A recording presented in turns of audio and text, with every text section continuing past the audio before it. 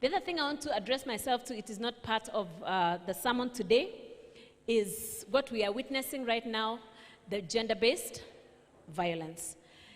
Yesterday, you know that as a nation we buried an upcoming athlete because of the gender-based violence.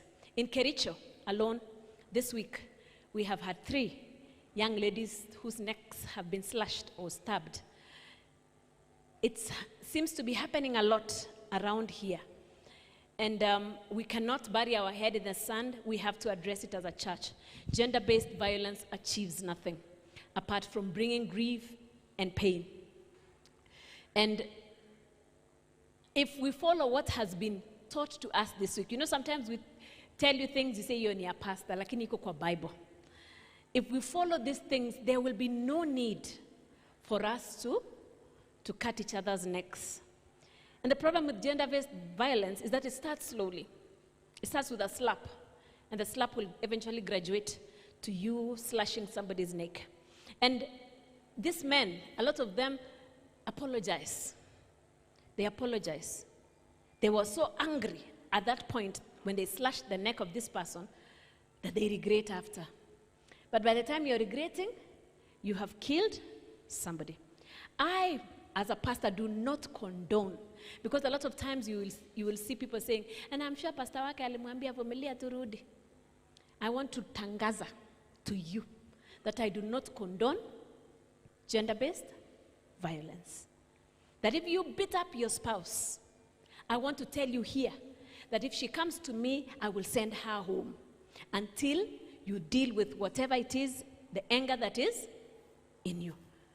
And parents, please, it is better for your child to arrive with a suitcase in a box in hand than to arrive in a box. I know most parents will send back the children, and let me use the Kipsigizwar.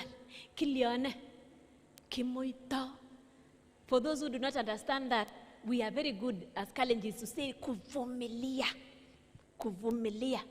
What will our neighbor say ukirudi nyumbani? Better arudi nyumbani na miguu yake, badala ya arudi kwa sanduku. I know sometimes as a pastor, you may look at me and say, sasa unataka kutuharibia ndoa. Si mimi nakuharibia ndoa ndugu. Kama unachapa bibi yako, kama unachapa bwana yako, nani anaharibu ndoa between me and you? Si ni wewe? Ni mimi tu nimemwambia aende to safety. Christians, you cannot be beating your spouse in this era. We do not condone it. But we have to talk to our sons. There's something amiss. I'm going to talk to our children next week.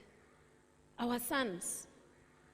I know these women have become powerful, na wanakuprovoke. Wanawake wa siku hizi wanaprovoke.